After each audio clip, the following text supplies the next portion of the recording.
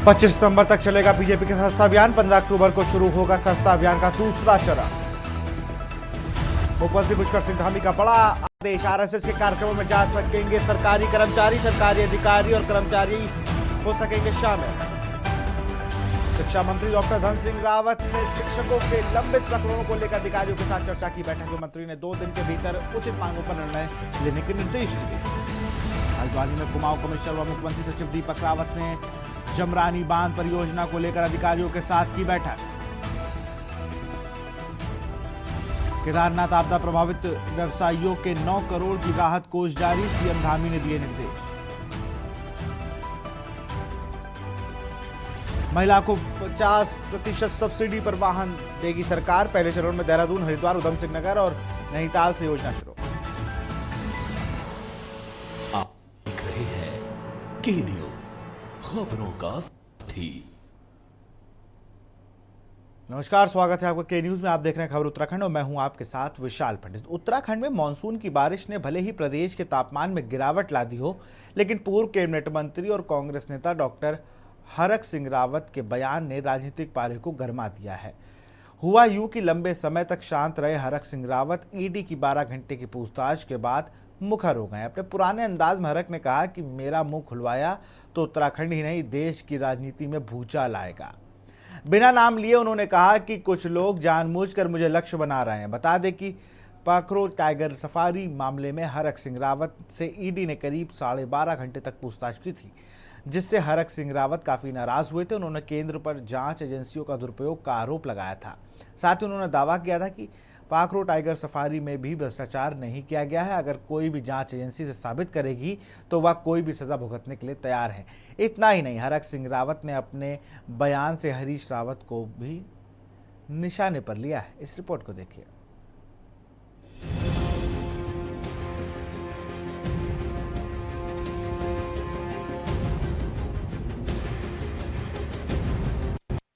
उत्तराखंड की सियासत में एक बार फिर हरक सिंह रावत की एंट्री हो गई है। लंबे समय तक शांत रहे हरक सिंह रावत ईडी की 12 घंटे की पूछताछ के बाद मुखर हो गए हैं। अपने पुराने अंदाज में हरक ने कहा कि मेरा मुंह खुलवाया तो उत्तराखंड ही नहीं, देश की राजनीति में भूचाल आएगा। बिना नाम लिए उन्होंने कहा कि कुछ लोग जानबूझकर मुझे लक्ष्य बना रहे हैं। बता दें कि पाखरो टाइगर सफारी मामले में हरक सिंह रावत से ईडी ने करीब 12.5 घंटे तक पूछताछ की थी, जिससे हरक सिंह रावत काफी नाराज हुए हैं। उन्होंने केंद्र पर 5 एजेंसियों के दुरुपयोग का आरोप लगाया है। साथ ही उन्होंने दावा किया कि पाखरो टाइगर सफारी में भी भ्रष्टाचार नहीं किया गया है। अगर कोई भी जांच एजेंसी इसे साबित करेगी तो वे कोई भी सजा भुगतने के लिए तैयार हैं। मैं नाम नहीं ले रहा हूं, लेकिन कुछ लोग जानबूझकर मेरे को लक्ष्य बना रहे हैं। मैं आज फिर कह रहा हूं, जिनके घर कांच के हों उनके दूसरों घर पे पत्थर नहीं डालना चाहिए, नहीं डालना चाहिए। मेरा मुंह को खुलवाने के लिए मेरा मुंह खुलवाया जाएगा। इस उत्तराखंड की राजनीति में नहीं, देश की राजनीति में भूचाल आ जाएगा। मैं शांत हूं। जिनके घर कांच के होते हैं ना, उनको पत्थर नहीं डालने चाहिए। अगर किसी ने तुम्हारे घर पे पत्थर डाल दिया, क्या करेगी उस दिन ईडी, क्या करेगी उस दिन सीबीआई? या तो खुद का दामन साफ हो किसी का, तब बोलो ना।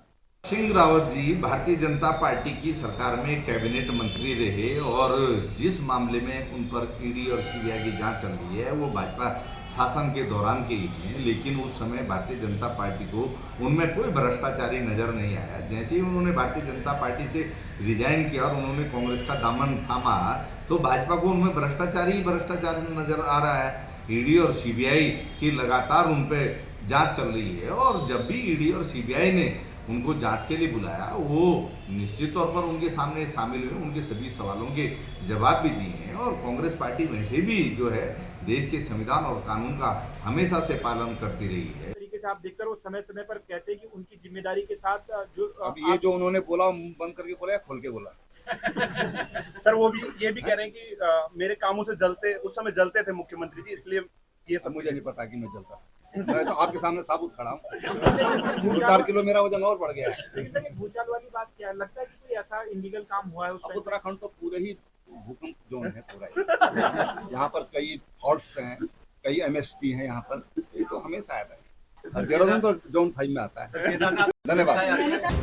आपको बता दें कि हर सिंह रावत के भाजपा सरकार में वन मंत्री रहने के दौरान कॉर्बेट नेशनल पार्क की पाखरो रेंज में 163 पेड़ काटने की अनुमति लेकर 6000 से अधिक पेड़ कटवाने के आरोप है कि टाइगर रिजर्व फाउंडेशन में गड़बड़ी करवाते हुए फर्जी दस्तावेज बनाकर गलत तरीके से फंड खर्च कर दिया गया।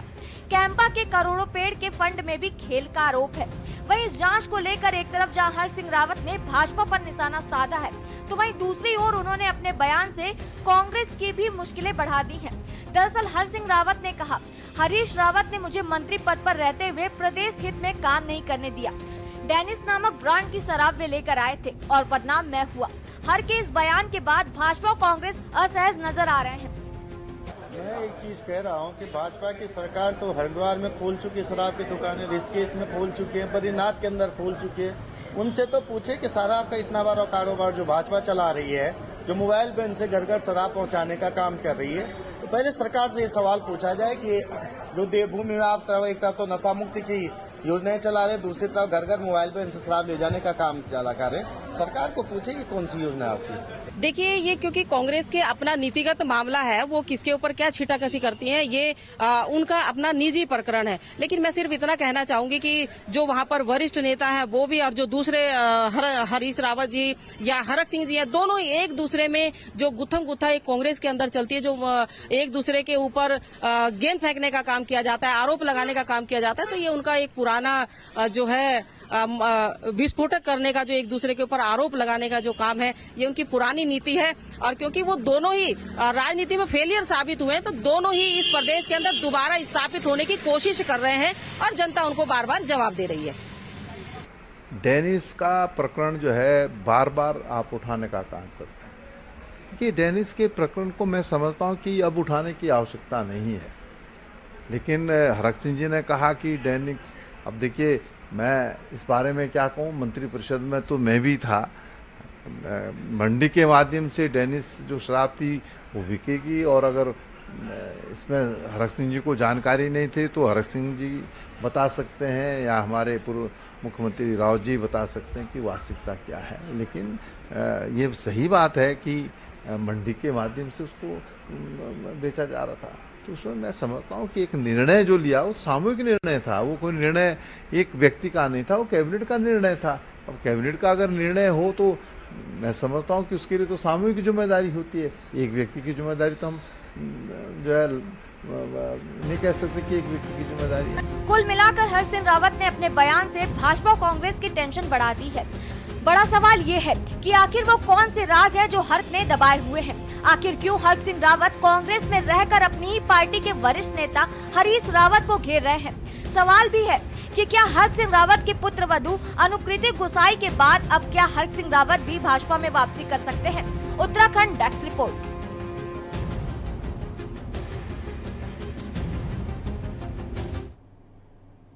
खबर हल्द्वानी से है। प्रदेश में बिगड़ती कानून व्यवस्था, नौकरशाही समेत कई मुद्दों को लेकर 9 सितंबर को कांग्रेस पार्टी रुद्रपुर स्थित डीएम कार्यालय का घेराव करेगी। इस कार्यक्रम को लेकर आज नेता प्रतिपक्ष यशपाल आर ने नैनीताल जिले के सभी ब्लॉक अध्यक्षों के साथ बैठक भी की, जिसमें पूर्व कैबिनेट मंत्री हरीश चंद्र दुर्गपाल, पूर्व विधायक रंजीत रावत समेत बड़ी संख्या में कांग्रेस के नेता मौजूद रहे।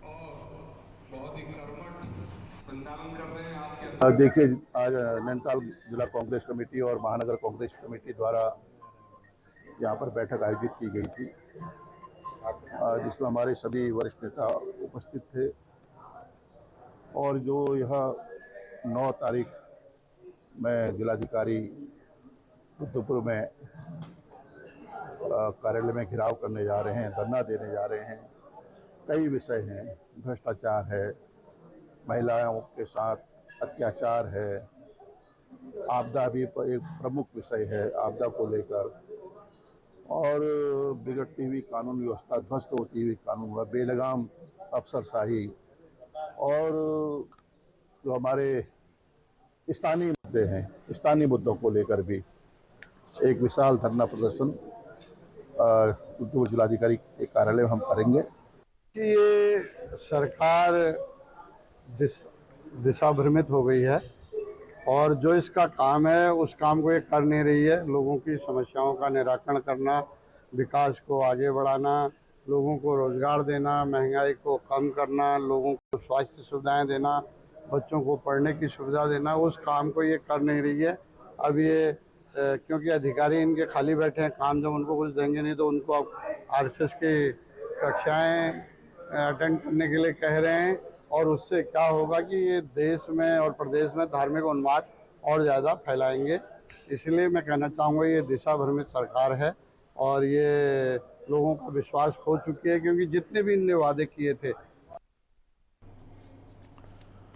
खबर गढ़वाल से है। राजकीय शिक्षक संघ की प्रांतीय कार्यकारिणी के आह्वान पर आज 6 सितंबर को पूरे प्रदेश की जनपद मुख्यालय में 1 दिवसीय धरना प्रदर्शन का आयोजन किया गया। जनपद मुख्यालय पौड़ी के मुख्य शिक्षा अधिकारी कार्यालय में जनपद पौड़ी के शिक्षकों ने धरना प्रदर्शन किया।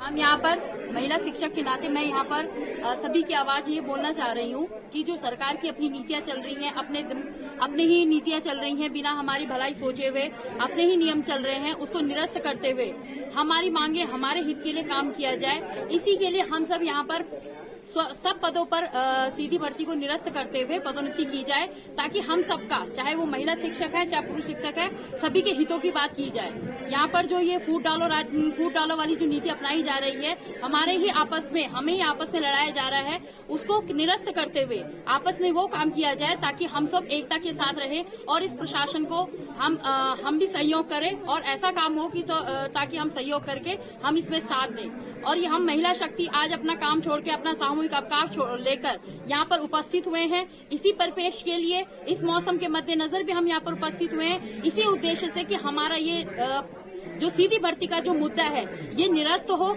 और हमारी मांगे सब पूरी की जाए। सिंपल सी मांग ये है कि जो पदोन्नति, जो प्रधानाचार्य का पद आज तक पदोन्नति का पद था, जिसे सरकार ने इस समय जो है सीधी भर्ती के माध्यम से, विभागीय सीधी भर्ती के माध्यम से भरने की जो सरकार ने नियमावली बनाई है, वो नियमावली निरस्त होनी चाहिए। और जो सीधी भर्ती का जो ये प्रधानाचार्य का पद उन्होंने कर दिया है, इसको समाप्त करते हुए इसे पदोन्नति का ही पद रखा जाए, क्योंकि बहुत समय से हम देख रहे हैं कि पदोन्नतियां हो नहीं रही हैं, पद खाली पड़े हुए हैं। कई शिक्षक जो है 35-40 साल की नौकरी करके भी वो उसी पद से रिटायर हो जाते हैं, जिससे शिक्षकों के अंदर भी बहुत ज्यादा हतोत्साही होता है शिक्षक। तो हम यही चाहते हैं कि जो सरकार ने ये भर्ती करवाई जा रही है, इसे निरस्त करते हुए इसे पदोन्नति से ही भरा जाए। 100% पदोन्नति होनी चाहिए। ज्ञापन दिया है, उसका अवलोकन भी मैंने किया है, तो हमें उच्च अधिकारियों को ज्ञापन भेज रहा हूँ। ये पहले से इन्होंने कहा था कि आज हम लोग यहाँ पर आएंगे, तो आज आए लोग राजकीय शिक्षक संघ के हैं, पदाधिकारी भी हैं और शिक्षक भी आए हुए हैं। वो ज्ञापन जो उन्होंने दिया है उसको मैं अपने उच्च अधिकारियों को। राजकीय शिक्षक संघ की है और राज्य के शिक्षक संघ की एकमात्र मांग है कि जो प्रधानाचार्य सीमित विभागीय सीमित सीधी भर्ती है उसको निरस्त किया जाए और उसके स्थान पर 100% पदोन्नति की जाए, जैसे पूर्व में होती आई है। तो यही हमारी मांग है और इसमें हमारे तमाम 15 विकास खंडों के महिला हो गया चाहे पुरुष हो गया, सभी शिक्षक आए हुए हैं, क्योंकि हम सभी लोग शिक्षक हैं। और एकमात्र मांग है कि सीमित प्रधानाचार्य सीधी भर्ती को निरस्त किया जाए और 100% पदोन्नति की जाए। रूप से छीना जा रहा है। ये लोग जो मेरे सामने बैठे हैं, ये रिटायरमेंट के नजदीक है। आज इनको प्रधानाचार्य होना चाहिए था, लेकिन ये लोग अभी तक सहायक अध्यापक ही हैं। अब आप लगाइए कि जिस व्यक्ति ने 28-30 साल की सेवा की हो और उसके बावजूद भी वो सहायक अध्यापक है, तो एक तरह से कहीं ना कहीं उनको लग रहा है कि इस विभाग में हमने इतने साल काटे हैं और उसके बावजूद भी जो हमारा एक सम्मान था प्रधानाचार्य का पद, क्योंकि वो सीधी भर्ती का पद नहीं है, वो पदोन्नति का पद है, तो इन लोगों को सम्मान मिलना चाहिए। इतने वरिष्ठ लोग हैं, तो एक रोष है लोगों में कि एक व्यवस्था जो बनी थी पूर्व में, सरकार कह रही है कि नहीं हो पाएगा। पिछली सरकारों ने एक महीने में सीधी भर्ती को 1 महीने में पदोन्नतियां की है, हेड मास्टर से प्रधानाचार्य बने, तो जब पहले हो सकता तो अब क्यों नहीं हो सकता? लगातार अनदेखी कर रही है। हमारी एक सूत्रीय मांग है, जो आंदोलन है, कि जितने भी हमारे हेड मास्टर और प्रधानाचार्य के पद हैं उन पर 100% पदोन्नति है। सरकार ने आजकल हाल ही में एक नियमावली लाई है सीधी भर्ती नामक, जो रोलेट एक्ट की तरह एकदम काला कानून है और शिक्षकों के मौलिक अधिकारों पर कुठाराघात है। उसके विरोध में हमारा पूरा शिक्षागण सड़कों पर उतरने को मजबूरन है और पूरे प्रदेश के हर एक जिले के मुख्यालय में आज इसी तरह शिक्षकों का सैलाब उमड़ा हुआ है। और आज जनपद मुख्यालय पौड़ी के भी यहाँ पर हजारों शिक्षक आप देख रहे होंगे अगर यहाँ पर उमड़ कर आए हैं। जब तक हमारी मांग नहीं मानी जाएगी, सरकार इसी तरह से आंदोलनरत रहेगी। बिल्कुल निसंदेह, जब आप किसी चीज को बहुत ज्यादा दबाने का प्रयास करते हैं, उसमें अन्याय पर अन्याय करते हैं, तो लोगों के नैनीताल दूध संघ अध्यक्ष मुकेश बोरा पर दुष्कर्म का मुकदमा दर्ज होने के बाद भी गिरफ्तारी नहीं होने से आक्रोशित दर्जनों कांग्रेसी कार्यकर्ताओं ने लाल कुआं कोतवाली का घेराव करते हुए नारेबाजी करके सांकेतिक धरना प्रदर्शन किया।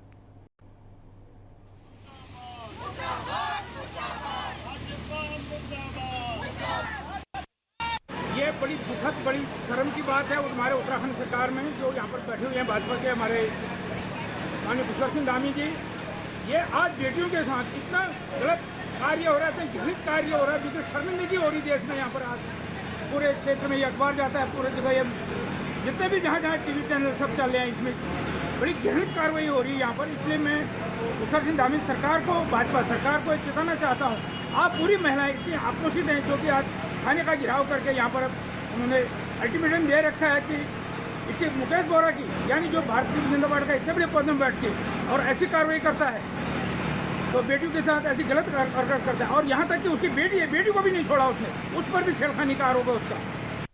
बाकी कोई बात है कि हमारे नागौर इतना बड़ा अभी एक घटना हुई है एक महिला के साथ में, और उसमें लिप्त जो है। यहाँ रुकते एक छोटे से ब्रेक ले, जल्द हाजिर होंगे। आप देख रहे हैं के न्यूज, खबरों का सारथी। ब्रेक के बाद आपका स्वागत है। भादो मास में जोनसार बावर क्षेत्र के आराध्य देव महासू देवता का जांगड़ा पर्व मनाने की परंपरा सदियों से चली आ रही है। इसी क्रम में जौनसार पावर में जांगड़ा पर्व की आज शुरुआत महासू मंदिर से हो चुकी है। जांगड़ा पर्व के मौके पर चक्राता विभिन्न मंदिरों में श्रद्धालुओं ने रात लगाई और सभी मंदिरों में खूब सजाया गया। परिवहन चल रहा है, बस सर्विस चल रही है और भक्तों को लाने में सब लगे हुए हैं। महासू महाराज का जागड़ा हमारी संस्कृति का और सभी को मेरी बहुत बहुत बधाइयां। और आज का दिन जो है अवकाश भी घोषित किया गया है। ये जागड़ा जो पर्व है ये हमने राजकीय पर्व घोषित किया है, तो आप सभी को बहुत बहुत बधाइयां। अपनी संस्कृति को आगे बढ़ाइए। जागड़ा पर्व जो है जोनसार बावर हिमाचल और इधर हमारा गढ़वाल से लेके एक साल में आने वाला एक त्योहार है, और ये एक ऐसा पवित्र त्योहार है कि इसमें हमारे जो दूर दूर कर्मचारी हैं सब लोग गांव आते हैं। महासू महाराज का होता है जो हमारे आराध्य देव हैं, उनका जागड़ा पर्व होता है, और 6 तारीख को हमारे बोठे महाराज का होता है और 7 तारीख को हमारा चालदा महाराज का जो है जागड़ा पर्व। खबर अल्मोड़ा से है, जहां विद्यालयों में प्रधानाचार्य की नियुक्ति को लेकर सरकार द्वारा बनाई गई नई नियमावली को लेकर राजकीय शिक्षक संघ ने विरोध शुरू कर दिया है। संघ द्वारा प्रमुख शिक्षा अधिकारी कार्यालय में धरना प्रदर्शन कर अपना विरोध दर्ज कराया गया। जो धरना प्रदर्शन है वो है जो प्रधानाचार्य नियमावली नहीं बनाई गई है उत्तराखंड सरकार द्वारा, उसके विरोध में है। हमारा सरकार से निवेदन है, अभी हम निवेदन कर रहे हैं कि हम आप लोग इस जो पुरानी नियमावली हमारी जो है 70% पदोन्नति की, उसी के हिसाब से प्रधानाचार्य पदों पर पदोन्नतियां की जाए। ये नई नियमावली जो सीमित विभागीय भर्ती प्रक्रिया अपनाई गई है, इसमें हमारे जो वरिष्ठ शिक्षक साथी हैं उनके सम्मान की लड़ाई हम लड़ रहे हैं। उनको सम्मान नहीं मिल रहा है। पदोन्नति जो होनी चाहिए वो वरिष्ठता के आधार पर हो, हमारी यही लड़ाई। अगर सरकार उसको नहीं मानती तो आगे क्या रणनीति? सरकार नहीं मानने की स्थिति में है तो 9 तारीख से हमारी जो प्रांतीय कार्यकारिणी है उसने देहरादून में क्रमिक अनशन शुरू किया, और हम आपको बता देना चाह रहे हैं कि 14 तारीख से जो आमरण अनशन है उसमें अल्मोड़ा जिले की ओर से हमारे अधिक से अधिक साथी 14 तारीख से आमरण अनशन में जरूर वहाँ पर शामिल होंगे, और हम इस लड़ाई को तब तक लड़ेंगे जब तक हमारे अंदर जान है और सरकार को इसको वापस लेना हो।